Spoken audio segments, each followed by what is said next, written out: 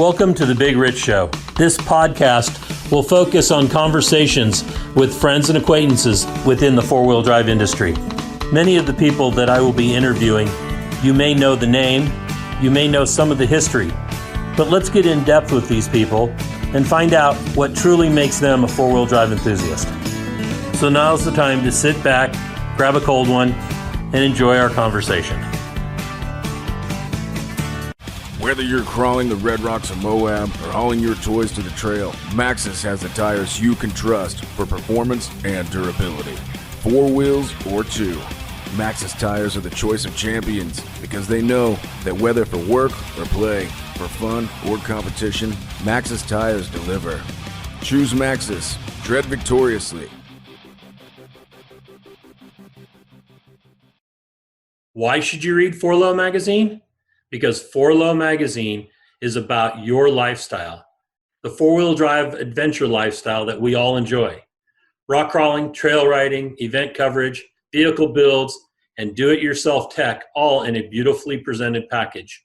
You won't find 4Low on the newsstand rack, so subscribe today and have it delivered to you. All right, we're here this morning with Larry McRae. Larry, how are you doing? I'm doing well. How are you, Rich? Doing fantastic. How are you holding up with the with our situation here? You know, most of us feel like we're under house arrest. I guess you guys are not actually under house arrest, just recommended you stay home. Yeah, and Southern Utah is full of wide open spaces where what we used to do for fun, we can still do for fun without violating the social restrictions, I guess. You can jump in your Razor and go drive. Even if you're with a couple of buddies, you can still stay far enough apart where it's safe and still do what we would have been doing on the weekends anyway. But I've been staying busy here at the house, just catching up on projects that have been piling up. So in that sense, it's been great. For the business, it's really been impactful. I mean, we are in the tourism industry now, and it is 100% shut down here. So. We're feeling that. We're seeing that with our hotel that we have here in Texas. There's not a lot going on. In fact, through the whole of April, most of March, we lost all of our business and cancellations. But it'll all come back around here shortly, I hope. Hopefully the economy starts to flourish and everybody gets back to doing what they've decided to do. So let's talk about the beginnings. Where did you grow up? So I grew up in a little rural town in Southern California, Banning, Beaumont. There was 2 communities, but we kind of bounced back and forth between the 2 towns as I was growing up. But the only thing to do for recreation there as a teenager was go out and drive around in the dirt in your trucks, and that's what we did for fun. And our family vacations were spent, if it was just a weekend trip, we'd go up to the mountains in the Bronco and drive around. If it was, or we'd hook up our little travel trailer and we'd go explore ghost towns or all kinds of places around the Southwest that weren't accessible unless you had 4-wheel drive. So it kind of got me hooked. Like when I was 13, learned to drive on that Bronco when I was 13. And that's been my passion for a long time, for my whole life, I would say. What was the first car that you got to drive, your own car or family car that was handed down? Yeah, it was a family car handed down from my sister. We had horses when we were kids, and my sister had a Datsun pickup truck that she used to use to get hay and feed and whatever. And when she decided that she didn't want horses anymore and sold the horses and got a car, we had this Datsun pickup in the family. So when I got it, it was full stock Datsun pickup. And back then there wasn't a whole lot of aftermarket, but we put a little body lift on it, probably had 31s, and thought it was a stuff, little roll cage or a roll bar with the KC lights. And it was the stuff back in the late 70s, early 80s. Yeah, a little desert bomber. And that was kind of what we did. It was all kind of pre-runner stuff back then. The off-road race scene was pretty big in Southern California. It still is in Southern California. I mean, it even was back then. Almost all the race teams were in a 30-mile radius of where we live. So It's kind of what we were into. The four-wheeling part of it, like when I was a kid, CJ5s were all that were available, and I was in not desert trucks, but more of a pre-runner kind of truck when I was a kid. And I thought how dumb a CJ5 was. Like, I'm going down this swash at 80, and this guy's only going 20 and is beating the crap out of him. And it wasn't until my 30s before I got our first Jeep. I thought, oh, okay, there's a lot more you can do with these than just mom down a sand wash. But it was totally different back then. That's all I cared about. How far could I get out down some wash, and how fast could I get there? And then it went to how slow can I go and still make this obstacle. So how long have you and Sherry been together?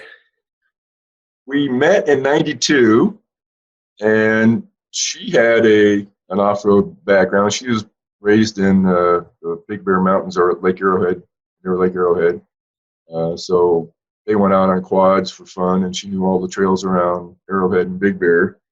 And at that point, I was recently divorced, kind of broke dick, and had a little S10 pickup truck, two-wheel drive, and we would try to go do those trails around Big Bear and Arrowhead in the S10. And we got some places. I look back at it after I got my Jeep and thought, how did we get up here in this drive S10 pickup? It was a lot of determination. Every hill you'd look, if you're starting to go down something, you think, can I get back up this way? Right. Really learned to pick the line when you had a one-wheel drive pickup truck. So you said your first Jeep was when you were about 30?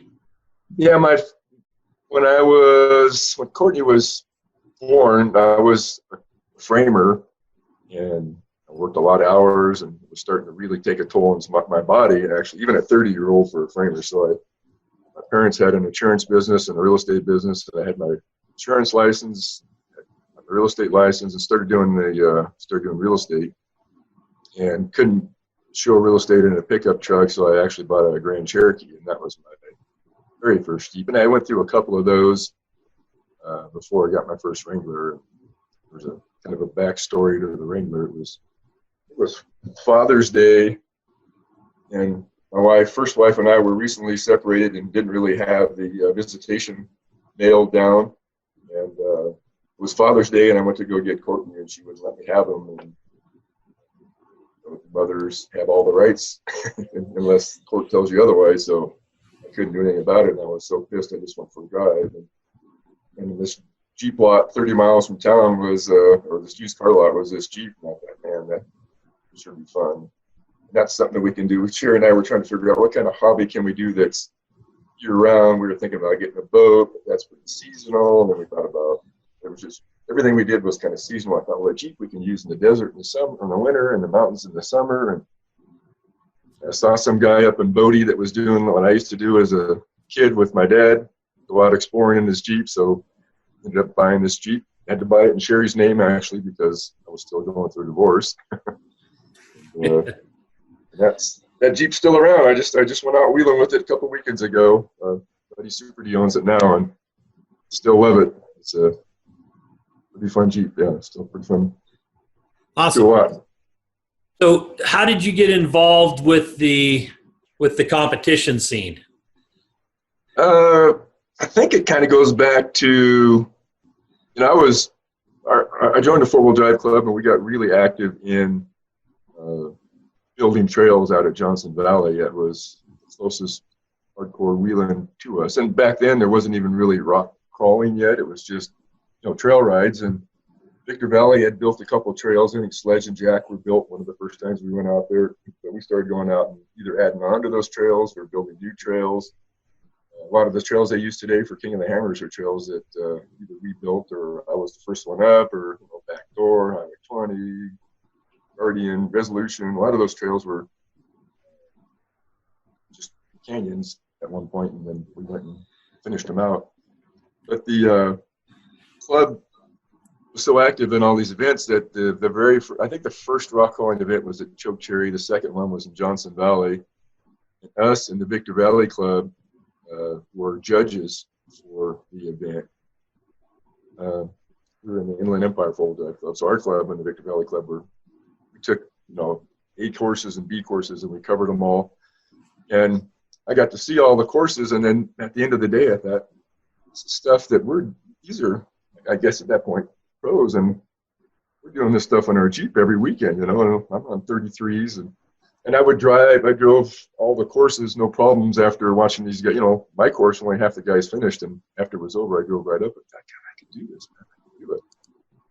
And then I realized that it's pretty expensive to prep, maintain, you know, I had 44s. I probably should have had 60s. I should have had 5s back then instead of 33s. And so I thought, yeah, it's probably, as a young family and homeowner, I probably should play it smart and stay out of it. And then met John Bondurant on the trails, did an ultimate adventure together, and really started becoming friends at that ultimate adventure back in '01.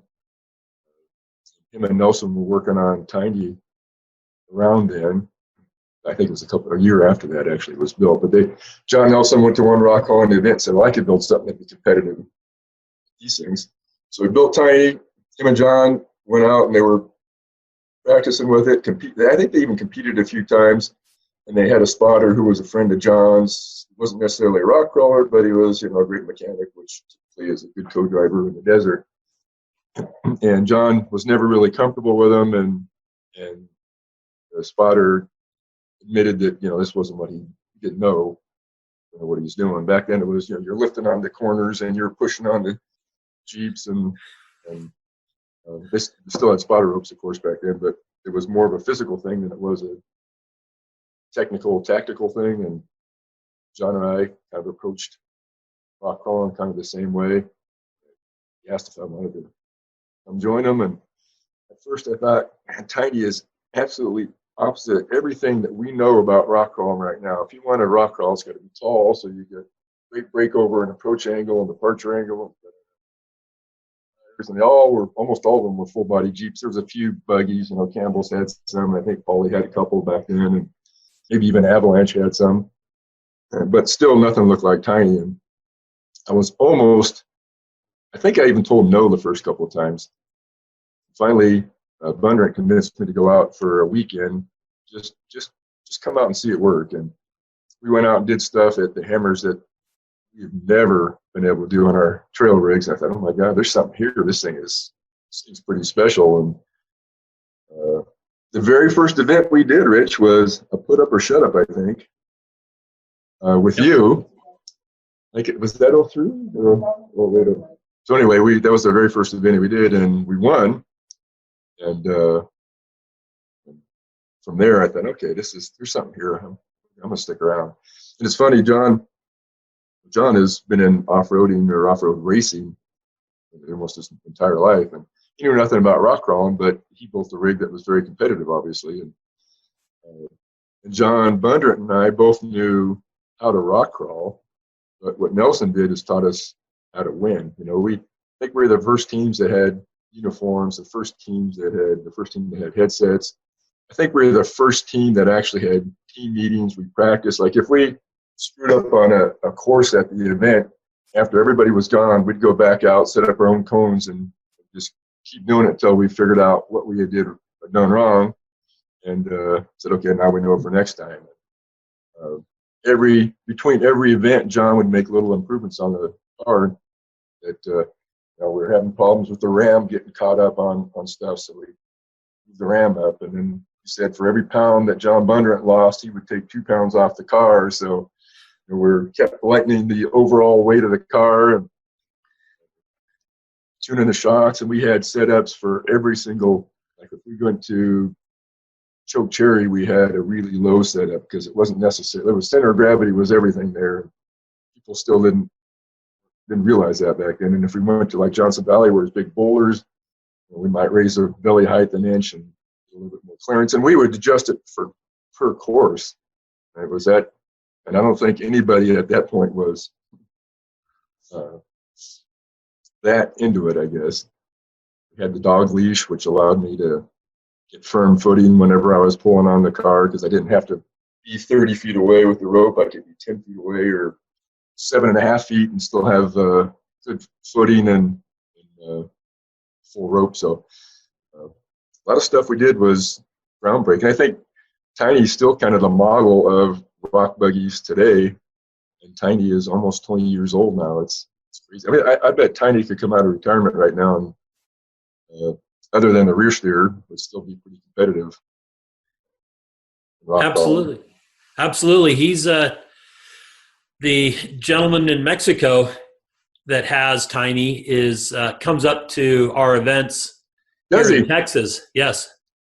And I believe he was supposed to be up here for the Mason Katemsi Rocks event here the end of March, but we didn't, of course, because of the COVID, we didn't have it. But they're planning on coming up when we do have the event.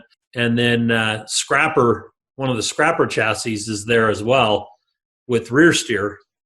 And wow. They were looking at seeing what they could do at Tiny to get rear steer, but I don't think the way the car is designed, rear steer is going to work real well.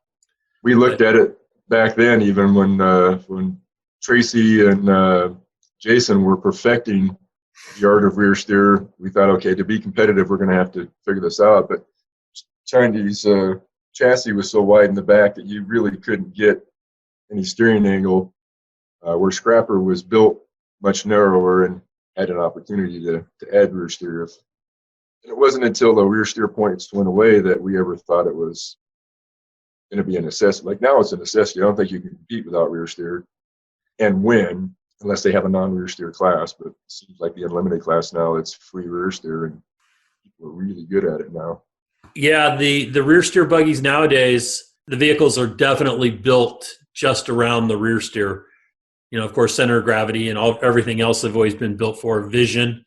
Like Cody's Pretty Penny that Jesse Haynes built, the way they've got the bars set up so that when the driver's in there, there's not like 2 or 3 bars that may be in a vertical plane away from you that are staggered. They actually bring them in line so that it appears that there's only one bar, so it opens up more room for vision.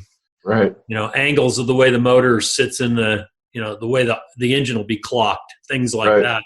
You know, things that were not thought about even at the stage when Nelson built Tiny.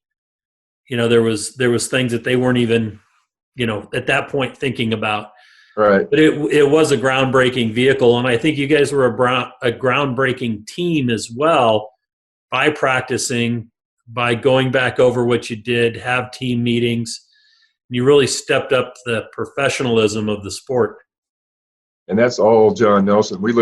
I learned so much from John. It's not only helped me in rock crawling, but in business itself. I mean, he is, that family is sitting around a campfire listening to him, Eric, and his dad talk. I was so fortunate to be a part of that and get to hear these guys know. And then, you know, they'll have people drop in, you know, Arnelli Jones or Larry Ragland or, you know, all of his trophy truck driver buddies that have always been heroes of mine. They would just pop in and hang out with us at campfires. God, this guy is something. I am really fortunate to be in the middle of all this, and I learned so much those few years doing that. The first year I was spotter only. Second year John had some issues with ranch, and I think he just said, I'm not doing any more of these events. So we were obligated to whatever sponsors they had at that point to finish the series. So I drove and had a buddy of mine spot. And then I think at that point, Bondurant even owned Tiny. He had bought it when Nelson built Scrapper. I think near the end of the 2004 season, Mom Nelson wanted it to keep going because John was going to sell it. So she bought Tiny and was going to have me drive in 2005. And we came back. I was driving home from Supercrawl in 2004. Got a phone call from John Nelson, who just said, "We're nobody's circus clowns. We're done." And that was like getting hung up. What's that mean? And he was so upset about how these concrete courses were taken away from sport. You know, it was technical, strategical. I mean, you really had to think about what you were doing. And now he said it's just throttle. He said, you know, when a K5 Blazer makes the toughest obstacle they have just because he can get a 454 or whatever and pinned it and just popped up to the top, he says, then it's not a technical sport anymore. It's just a spectator show. And he was out that was it. She sold it. They sold the car to Jason and cheer, and then I was a spectator. It started and ended as fast as that. So how did you get the nickname Full Pull? That was a Tim Sanchez, I think. He was in my four-wheel drive club. My nickname was, or my CB handle, I guess at that time, was Rockwalker. And then I'm not sure how that. Maybe it was our four-wheel drive. I formed a four-wheel drive club when I was in high school, actually, and we got noticed by the promoters of the Truck and Tractor Pull series. And they would take us to all the different events to do the judging, the scoring, we had guys would be the guy that hop in the mud pit, hook up the chain, or we would be the guys measuring and if you went all the way to the end of the course, it was full pull. And somehow Tim put that together with, pulling on tiny and gave me the nickname King Full Pull. And it kind of stuck. And it's funny now, it's like Mitch Guthrie or somebody will say, hey, KFP, but very few people know or remember that handle anymore. The Full Pull, yeah. Yeah. So after Tiny, and didn't you own one of the scrappers for a while? No, I had one of the Carnivore. I had the Carnivore that four-wheel drive or Peterson's four-wheel and off-road built and they had Avalanche build it. They raffled it off. The guy that bought it or won it, it was funny. It was a Supercall. We just won the Supercall. They gave away that buggy, and I said, I'm going to own that. I kind of wrote it down. I was like, as a life goal. And then, because Johnny G did incredible things with that during these events, but the guy that bought it sold it just so he could pay the income tax on it. And the guy that bought it from him borrowed against his house. And he was driving it one day, and he said, if I wreck this, I'm paying on it for the next 30 years. This is dumb. That's what he thought. So he sold it, and from their retail value to, by the time I got it, it was a pretty reasonably priced buggy, and it was a lot of fun. I did a lot of cool things in that. Because I owned that, I got an invitation to the first KOH. At that point, I was still kind of a rock crawling purist. I hated the fact that it was going to rock racing because I thought it kind of took away from the sport. I understood why, because spectators like a green flag and a checkered flag, and I think they like to know there's a leaderboard.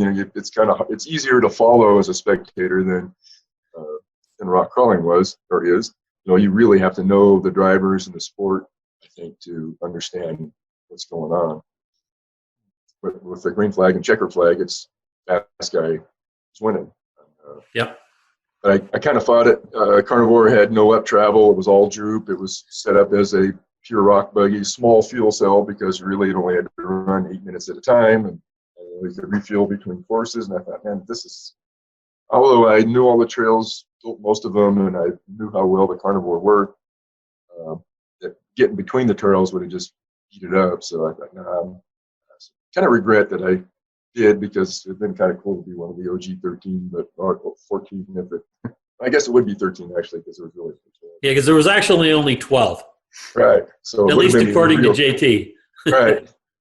And then got into after that first year, like, there's something here. And then Shannon had me as part of his crew on 8 and 9. And then because of my rock hauling experience, EFG had put Rob McCachran in one of the Blue Torch Fab cars, which was quite a pitching car for the time in 2010. And again, I think it was probably a Tim Sanchez that put this. Tim Sanchez and Frank D'Angelo put it together, but had me in there as a co-driver. They probably would have had John, but I don't think he fit in the in the chassis. So I got the job, and it was just eye-opening to me to see how amazing this machine worked and how fast it could really go through the desert. And I had absolutely no off-road racing experience. I've been to the 1,000 at that point, as a kid, and I was into the going fast, but had no idea what it took to be a co-driver.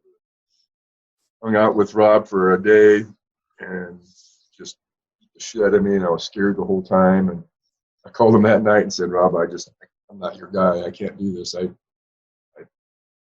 I'm scared to death. He goes, well, you're the guy. He said, I want you. I need help in the rocks, and you're the guy to help me in the rocks. But, most of my peers would say that I was probably slow because I don't drive faster than I can see. I'm very conservative. I very rarely wreck. My number one job is to protect us. My second job is to protect the car. And all you have to do is relax. And you were holding on to your life. He said, just fold your hands in your lap and just. So we went out again and took his advice, just kind of relaxed and said, okay, I could do this. And then I was just blown away at not only Rob's talent, of course, but how fast he picked up the rocks, but how fast a rock crawler could go across the desert with somebody like Rob driving. And I was hooked at that point and did a couple of desert races. That same year, I think I did the 1,000 with Brian Hartman. He had a Jeep Speed. Scott Hartman, excuse me. He had a Jeep Speed, and Brian was there, of course, but I had no idea what it was all about to race that. And I was basically just a sack of potatoes in the driver or passenger seat for 350 miles. But I learned a lot from Scott, learned a lot about the race, and it's pretty fun. I think I can get into this. And then had a couple opportunities with BFG to race it in the wide open class and had some success in 3 years with him. And yeah, are you still with the BFG program there with the influencers? Yes, I'm still one of the ambassadors and performance team members, and I'm still on the performance team.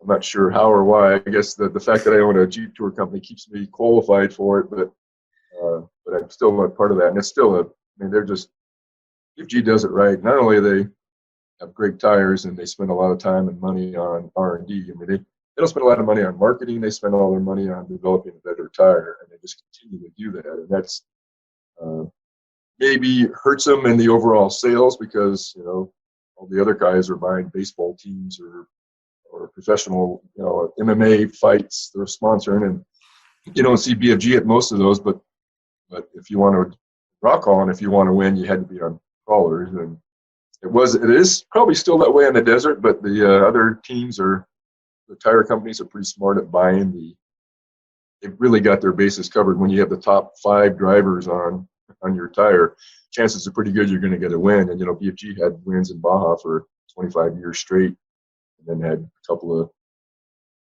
DJ Baldwin wins that kind of interrupted it there. But still, I think, still the best tire. And so being a part of that is pretty cool. The stuff we get to do, we get to go test tires. So on the KO2 and on the KM3 on the sidewall, it says Baja Champion. And I was fortunate and honored to be on that team that won the first KO2 and won in the first KM3 that gave them the right to put Baja Champion on the sidewall. So that's awesome. That's a pretty cool accomplishment. How did you go from construction into then? I know there had to be a lot of things or a couple things in between, but then you became, to where you are now at Zion, but also with Poison Spyder. So I at that point, I owned a real estate business and a construction business, and they kind of worked hand in hand. We're doing spec houses, and I enjoyed the construction part of it, and the real estate part was the one that was making the money. And it was a great business and it made great money, but I wasn't as passionate about it as I should have been. And that's a real problem. But I was always passionate about, what we did every other weekend, if not every weekend, we were out in the desert in the Jeeps and camping and had a lot of great opportunities from the, Ultimate Adventures to rock crawling. I got to meet a lot of other people and actually did work with John at All Pro. He had us do a bunch of working with him on a bunch of marketing. We were helping him with events and promotion. And actually, I think at one point we were talking about possibly buying in and being a partner. But I was a Jeep guy and was very passionate about Jeeps. That wasn't as passionate about the Toyotas. I bought one and we fixed it up and they're fun. But it was just wasn't a perfect fit. And I asked John to help me find a Jeep-based business that I could get into. I looked at starting from scratch, I had a full business plan on how long it would take for, Joe Blow off-road, whatever I called it, to get to a point where it was making money. It was like 5 years before it even broke even. And then, or if I bought an existing business that already had a brand, that it was going to go much quicker. And we looked at, I think Downey was there was all kinds of them that were for sale back then, and just none of them fit. I didn't give up. I was still working with John, and then Clifton posted on Pirate that he's going to shut Poison Spyder down. I thought, man, what a waste. He's got such a great brand. I loved his products. I was building my own stuff for my Jeep back then that was very similar to what he was building. Was like the first armor back then. Before that, it was chrome tube bumpers and diamond plate corners, but he was actually building stuff for the new sport of rock crawl, and I really kind of dug his stuff. And he talked about shutting down. I thought, man, that's a waste. And because I'd been on an ultimate adventure with him, and I don't know if we had a relationship, but at least I knew him, and I knew he would take a call. I got a hold of him and said, "Don't shut it down. Let's me buy that part of it. Keep the tire or the wheels, keep the buggies, and just let me buy the manufacturing part of it." And that was, I don't know, midsummer in 08 or 09, I think. And then said, let's meet at SEMA. We met at SEMA. We came up with a price. We agreed to it. And it was supposed to close just before Christmas in December. And a lot of things happened to Clifton, not stuff that he was in control of, things that other forces had some influence on that forced him to go into bankruptcy. And that killed the deal. So it was off. Everything that I was going to get, equipment and fixtures and all that was gone. So now it's in bankruptcy. Clifton and I are still talking, and we figure out a way to buy it at the end of bankruptcy. So Clifton's got a fresh slate. He's got some cash. The bank's paid off.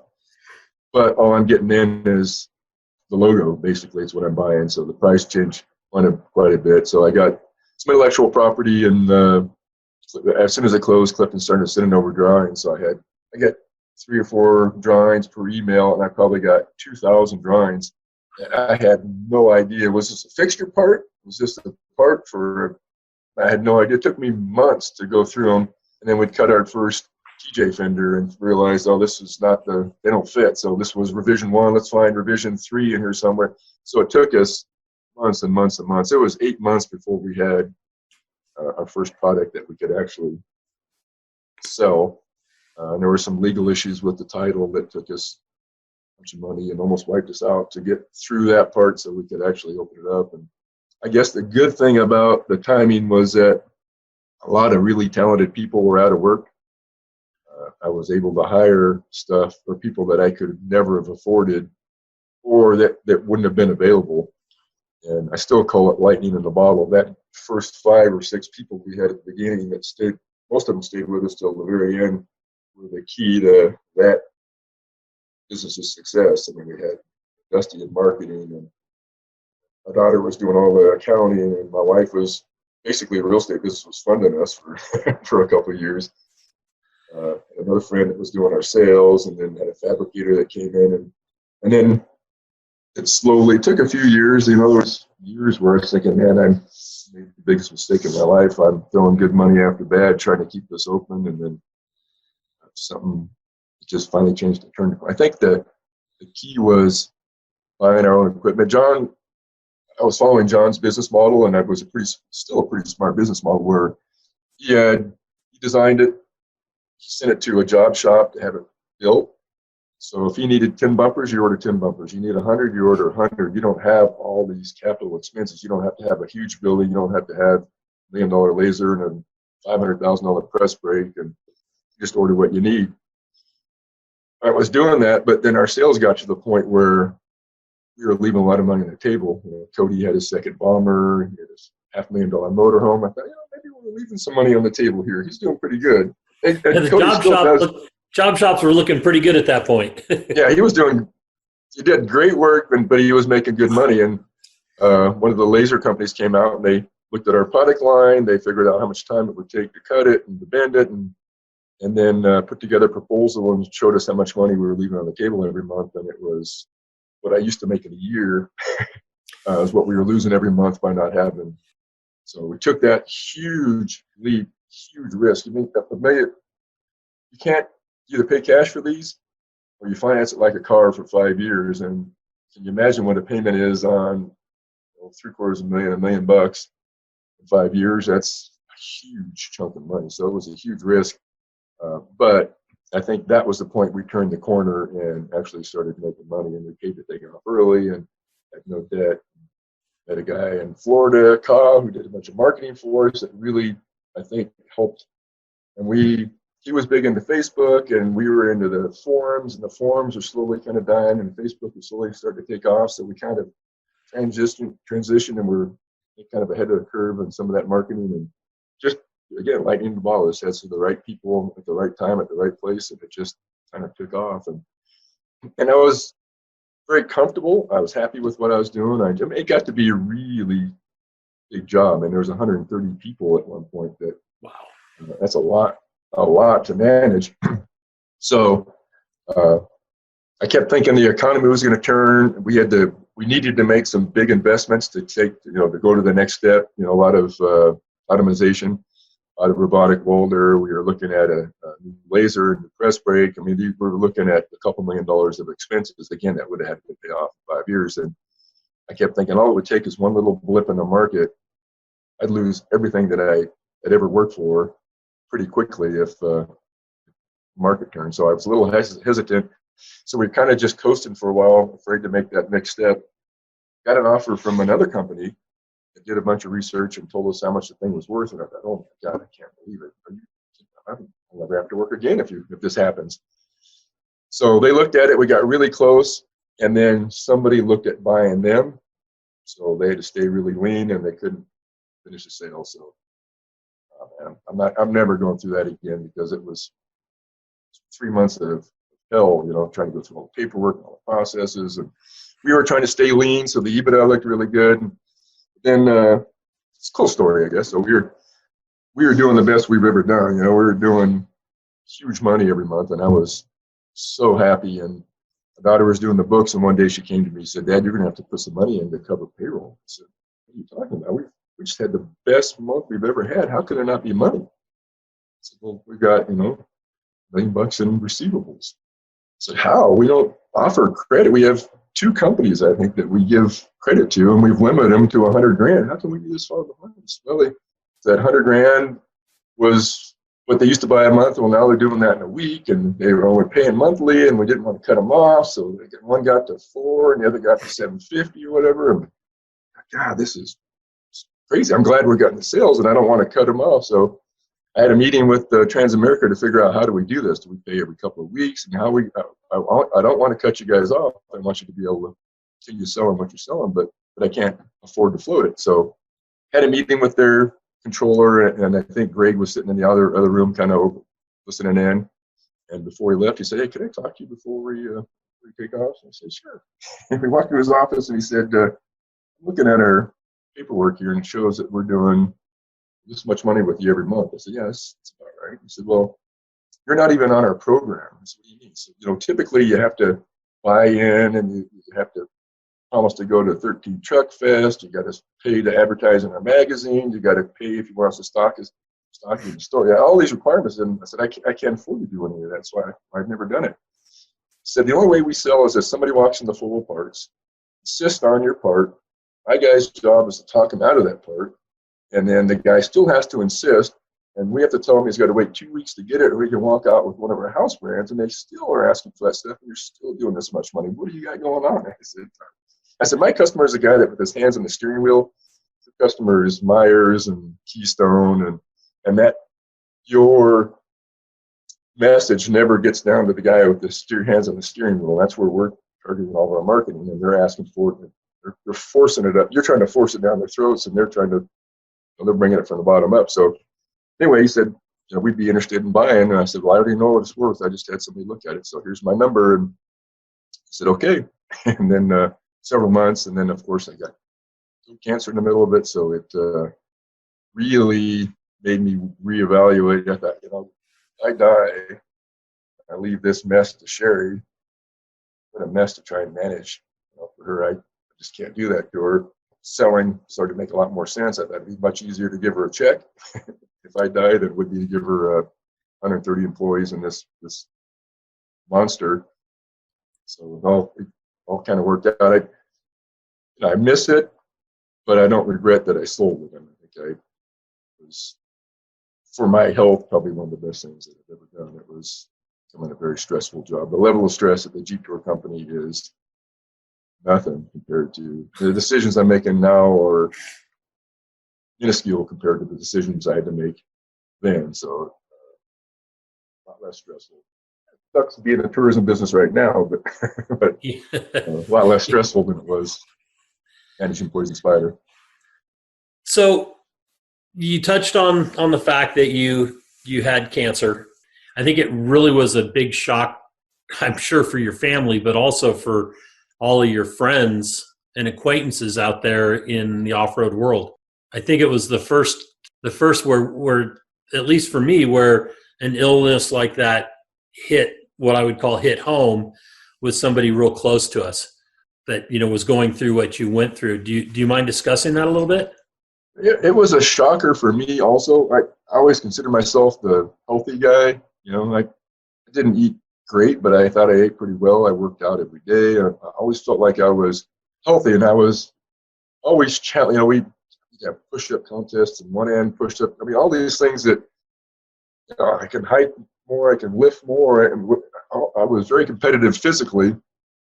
So getting cancer was a huge, huge shock to us. Just so everybody who was listening, the throat cancer is the fastest growing form of cancer in males from 40 to 60, I think. So if you have any of these symptoms, I had really bad headaches, and it was like behind my ear. My primary care doctor thought for sure it was a ear-related problem, but he didn't want to send me to an ear, nose, and throat doctor because he said the first thing he's going to do is stick tubes in your ear, and let's eliminate everything else first. And then we were out at the Hammers one weekend camping, and it was like right after Expo. And at Expo, I drink a lot of Pedialyte just because it's hydrating. So it has a foil cap, and you use the lid, and you cut the foil, and you bend it in, and you drink it. Well, I cut it, and it fell in, I guess. But I just poured it in a cup and drank it. And then I was in the motorhome, and in the middle of the night, I got up and thirsty, and I thought, I'm just going to grab a swig of this Pedialyte. I took a drink, and the foil went down my throat. It got caught in my throat and was acting like a valve. As I was trying to exhale, it would shut. When I was trying to inhale, it would shut. When I was trying to exhale, it would open. So I couldn't cough it out because it would just open it up, and I inhale it and shut it. I'm going to die in my bathroom in the motorhome in the middle of the Hammers because I'm thinking about how to get myself the Heimlich. And finally, I made myself throw up and got the foil out. Well, my throat was horribly raw for weeks after that. So I added that to my symptoms. I said, man, I've got a real scratchy throat and sore throat. And it's went on for months after that. So finally, they sent me to an ear, nose, and throat doctor and realized, went there, he looked at my ear, looked at my throat, and expected him to say, I were to give you tubes or an antibiotic or whatever it is, or clean some wax out of your ear. And he said, well, we're going to make an appointment with an oncologist. I'm going to do a biopsy today, give you an EKG, and oncologist, that sounds like cancer, isn't it? I said, yeah, it could be. I don't want you to get upset yet, but it could be. And that appointment changed our lives. It really put everything into perspective at that point. How valuable, how invaluable of monetary things were, and how valuable family and friends and might have been one of the best things that ever happened to us. It really changed my whole perspective. I probably would have worked myself to death had I not got cancer. And now we're much slower paced and try to take time to enjoy stuff that we never did before. But throat ache or sore throat, consistent sore throat headaches, you see an ENT. Your dentist can usually spot it, the tumor in your throat, but mine was so far back that the dentist never saw it. I had the same dentist for 20, 25 years, and he was so apologetic that he didn't see it. And since I've had it, I've learned of several other people in our community that have had it. Walker Evans had it, Dave Cole had it, Ricky Rocket that we had built the Jeep for, that the drummer from Poison, he got it. And I'm thinking, man, the common denominator here is all of us spend time at the Hammers. Is this Hammers related? And my doctor said, no, it's not. HPV is what caused my form of throat cancer, and Walker's and probably Dave's and Ricky's. 80% of the American population has HPV and doesn't know it. And you can get vaccinated for it now as a kid. So if you've got kids, don't fight it, get that vaccination, and you'll eliminate the risk of having this type of cancer anyway.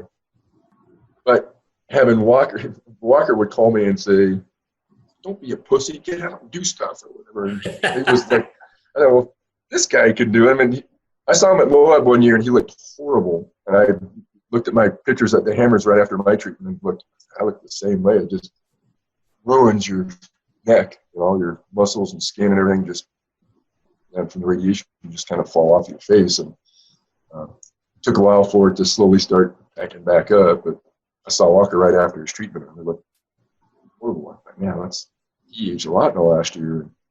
And then the next year I saw him, he looked kind of back to normal. But the treatment is, and Dave didn't talk about it. Walker did a little bit, but we were pretty active socially because of the business, and I just disappeared for a couple of months. I didn't want people thinking that there was a problem with Poison Spyder, so I thought it was better that made it public, and it helped. I mean, there's a lot of people that have reached out to us. There's a friend of ours right now up in California that's reached out several times to try to figure out what's next, and the best thing I can tell you is it's treatable and catch it early enough. If you have any symptoms, get it checked, because the earlier you catch it, the better your chances of recovery, and the worse or the less invasive the treatment is. It was horrible treatment that I had. Well, that's good. I know that a lot of us, with you having it and then Dave having it shortly thereafter, a lot of us, anytime we got a sore throat, we're like, are we now? Right. I mean, every time I got a sore throat, I was thinking that. But the awareness, it's tough to have a friend go through that, but it also, it does bring the awareness of the possibilities. So. Right. If nothing else, I hope that it helps somebody else catch it sooner, just by knowing that it's prevalent, number one, and knowing what the symptoms are. That's just two of the potential symptoms, but trouble swallowing, sore throat, earaches, headaches. Mine, the tumor just happened to be present on a nerve. That's where I got the headache from. But, swollen lymph glands in your neck, these are all potential signs of lymph glands by your ears. These are all potential signs of an issue with cancer, not necessarily just throat cancer, but cancer itself. Let's talk about KOH, the 4,500 class? Right. Thinking outside the box. I remember when you built that Poison Spyder car. What was the name of that car? Was that Daddy Longlegs? That was Venom. And 8, 9, I was with Shannon. 10, I was with Rob McCachran. 11, we built a JK for Dave Cole in like 17 days. We got it, I think he bought it in December. We got it early January, and then we only had it for a short amount of time and had to go to somewhere else. So we had 17 days to try and build this thing.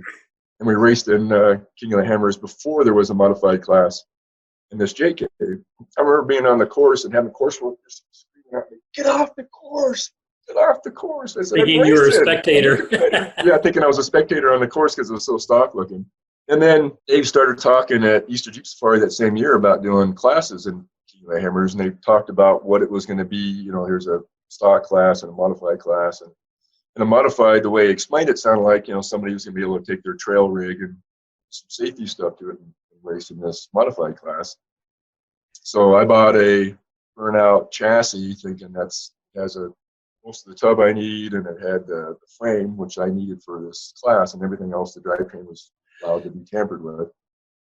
So I had it all ready, was just waiting for the rules to come out before we started building, and the rules came out, and I read through them with that. If anybody's reading these rules like I'm reading them, you don't have to start with it. It has to look like a Jeep or a vehicle. I can do that with fiberglass. It has to have a frame from the back seat to the motor mount. It doesn't say what frame it has to be. It doesn't even have to match the body. It just has to be a frame. and doesn't say that it had to be any distance apart. It didn't just say you had to have a frame in there. So started thinking about it and thought, well, what Jeep has a C-channel frame? So I looked at a CJ2A frame, bought that. Those they slid into each other pretty nicely. So now I had two frame rails. I had welded them together and had a little tab hanging in the front and the back where I could fish the frame in and bolt it on, and that met the frame requirement. And I had Dave, as you know, every step or every decision I was making, I would call Dave and say, listen, read the rules, does this work? And he said, yeah, it does. And then we had the idea for the steering, and said, well, I can't tell you until it's built whether or not it's going to qualify. And then so we spent a lot of time trying to get it built, and he came out and we did a couple, shut the motor off and had to steer it with the cables, and did everything that was required to become mechanical steering. And this was when the Pirate was pretty big, and we had a build thread on Pirate, and I got hate mail from people because of that build. It's probably, I guess it's like, any publicity is good publicity, even though, it pissed off a lot of people. They probably weren't our customers anyway. Our customers dug it. They thought it was cool. And a lot of that stuff I learned from John Nelson. If it doesn't say in the rules that you can't do it, you can do it, basically. And he was the best at reading between the lines in the rules. Then, people are saying that, it doesn't meet the spirit of the class. And now that class, unless you're in a tube frame buggy, you're not competitive. I mean, it's totally different. And a couple of guys are using that boat steering because it is approved for the class now. And the nice thing about, steering box kind of sucks through the desert. I know Curry and Savvy have kind of got it figured out where it doesn't affect them too much. But, we were looking at all the swing set stuff and trying to get it all where you didn't have a bump steer, and the cable just seemed to work out. So that very first race, we really, you're waiting so long to get the rules that it took us till almost the day before the race, before the car was done. We didn't get a lot of testing done. So the very first race, we started 14th, I think, and the car was fast. When we passed everybody in our class by Hummel Hill or whatever that is, going out towards the Marine base, except for Rector, who was one of Dean Bullock's cars. And we caught the guy several times, but it was, two-track and rocks. You couldn't pass him. So the guy never let me pass. And we got on the lake bed, and we were both hauling ass and motors. So, so we got around him. And then we were so far ahead that, I don't know, we felt bad, but we didn't want to piss people off by coming in hours. So we were just kind of cruising. I see dust. We'd speed up a little bit and cruise, see a little dust. We'd speed up a little bit. And then we got to, what was it, Chocolate? No, it was Big Johnson. Got to the top of Big Johnson, and the steering broke. And then while we were working on the steering, Gerald drove by, and John. I thought, that dust behind us wasn't even in our class. This is a stock class guy that's on our butt. So we called our guys in the pit, and they said, see if you can get it here. And it was such, the thing was just going back and forth, so you couldn't really get any speed. Drove down the pit, and they said, we have nothing to help you here. You're 20 miles from the finish line. It's all desert. See what you can do. So we drove it back, and it would go straight for a while and shoot off to the left. And, and then the helicopter would fly over. So as soon as the helicopter's there, you want to go faster, and then start going a little bit faster, and then zoom off to the left of the course or the right of the course and almost roll. And so finally, I just reeled it in a little bit and got it across the finish line. We won our class, but of course, stock class car came in first and kind of ruined our overall. It was that car could have, other than just not having enough time to refine the steering. And now that the rest of the year, we use that, we refine the steering, use two cables instead of one, and it was a much better handling machine. And then it went on, we got 10th or 11th in King of the Hammers in the modified class car, in our modified class car, because you're allowed to race it when you get you win your class. So it's still was it's still like somebody bought it, or Mike Kiston bought it for a unlimited class card, and did okay, and it finished, I think, a couple of times he raced it. And it could have been, one of the years we raced, we were up front for quite a bit, and then I broke the ram off the car that took us out. Still finished, but it took us out for several hours. Probably in the top 5 for a while. But everybody does, I guess. Everybody was winning until that whatever happened. So Let's talk about Zion and how you ended up in tourist business now, but how you ended up in St. George. So when we came here to rock crawl in 2003, Sherry and I kind of fell in love with St. George. We, at that point, had an aluminum patio cover business, one of the several businesses we owned, and they only work in certain conditions. If there's a snow load, they don't work. And we saw a lot of them up here, and I thought, well, I could really easily move this business up here and with St. George. But we had family and businesses there that, we didn't really want to walk away from. So kind of put it on back burner for a while, and then came up in 2011 for an event and went to Sand Hollow for the first time. I thought, man, this is really something special. I really want to get up here. So we started looking at moving Poison Spyder here. I was looking to build a building in Banning for a 100,000 square foot building in Banning. It was going to cost me $9 million. I found a 75,000 square foot building here with a 25,000 square foot covered area that we could have used for material. So I would have had my 100,000 square feet, and it was only, I don't know, $2 or $3 million. So I would have saved $6 million just by moving here.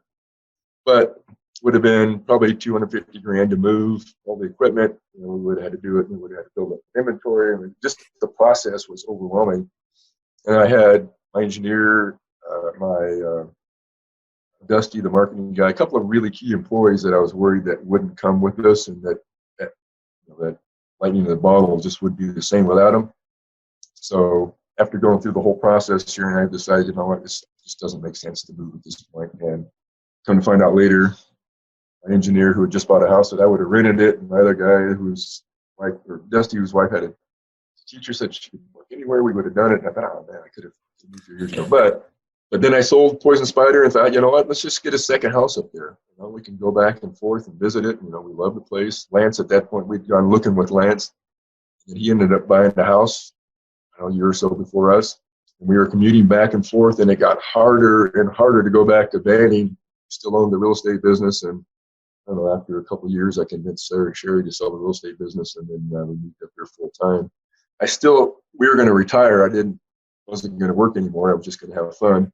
After 3 years of being retired, I was really bored, and I had a no-compete contract with Poison Spyder, so I couldn't get back into what I really enjoyed doing, which was building parts for Jeeps. But I still wanted to play with Jeeps.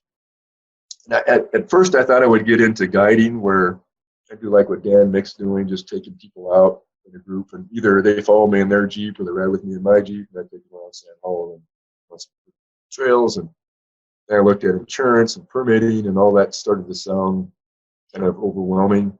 The tourism committee here in southern Utah, specifically Springdale, which is a little town outside of Zion, they were trying to figure out how to, they were kind of a one-trick pony. It was you go in and hike a day or two and then you leave, and the hotels wanted people to stay here longer and were looking for other activities for their guests. And they invited Lance, myself, and Ryan Hagel to a dinner meeting to discuss the off-road market, and talked a little bit. They took us over to the visitor center, and there was a Jeep tour business that had a little display in there. And I said, man, that guy's got it going on. He's got the right name. He's got the right look. He's got everything.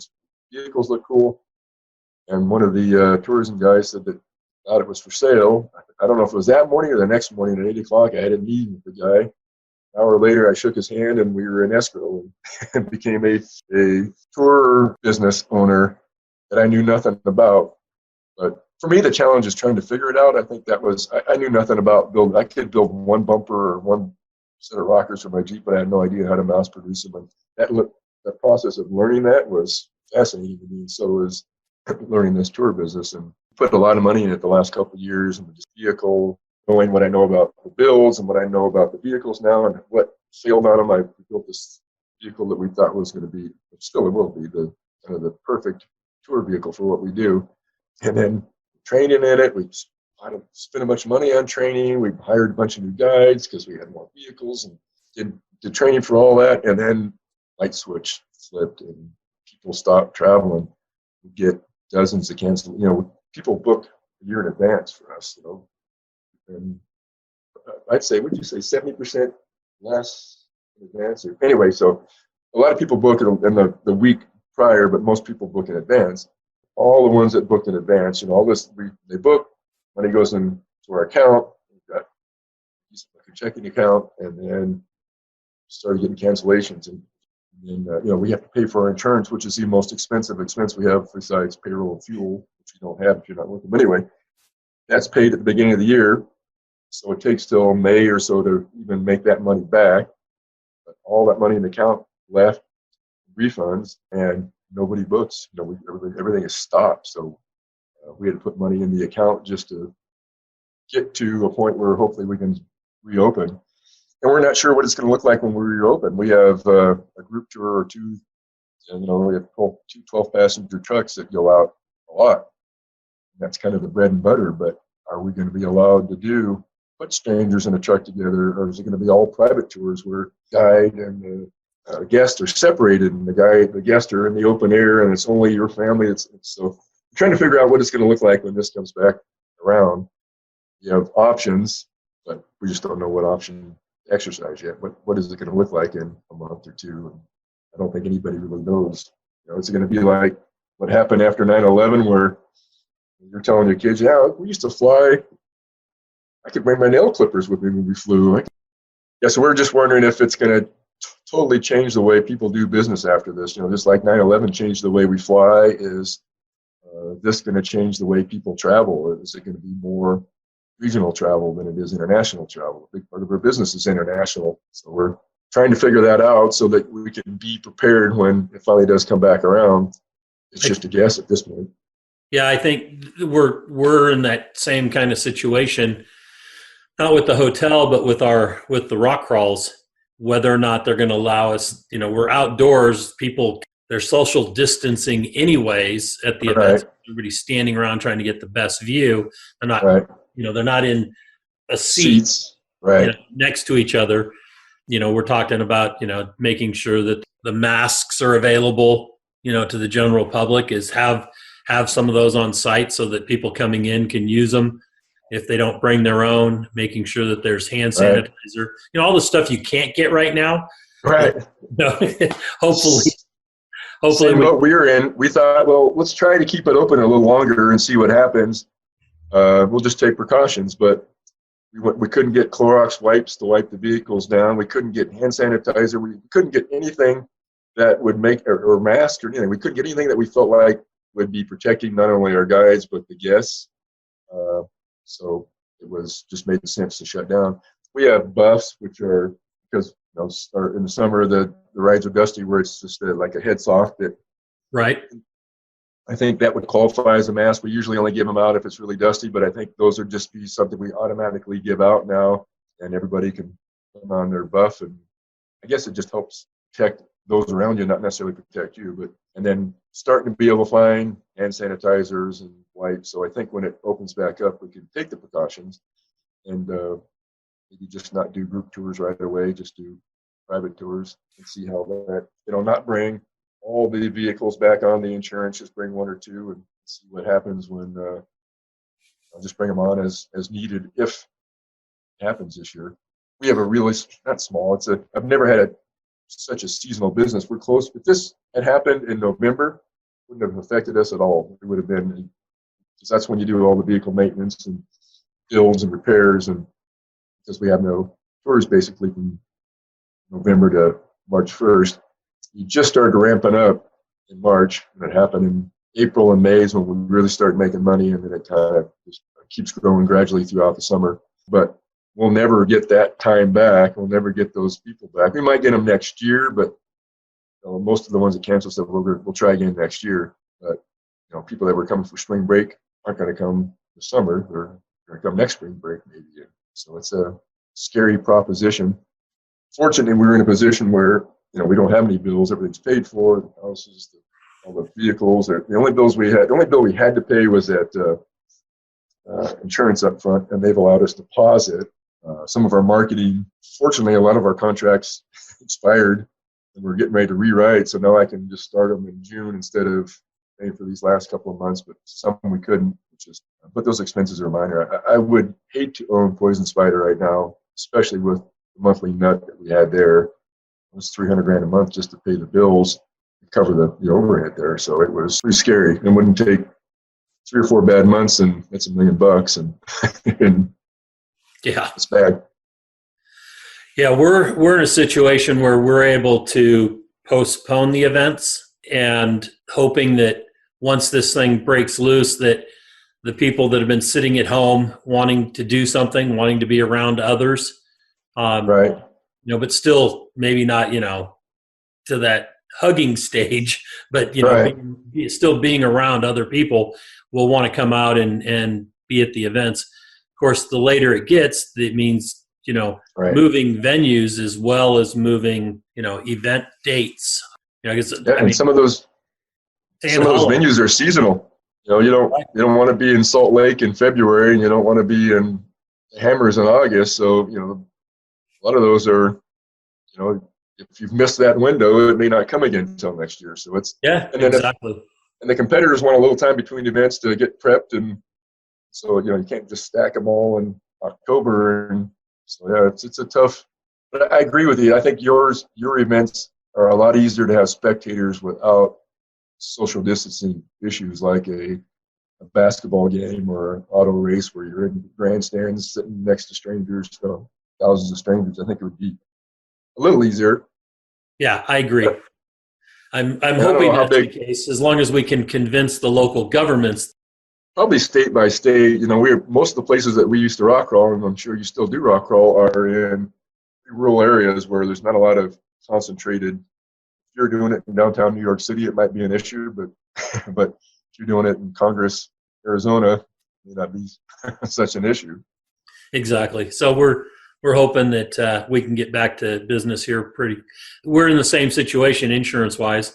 Beginning of the year, we make a big down, and then by event, by month or whatever. And we did one event. That event was absolutely phenomenal, off the hook.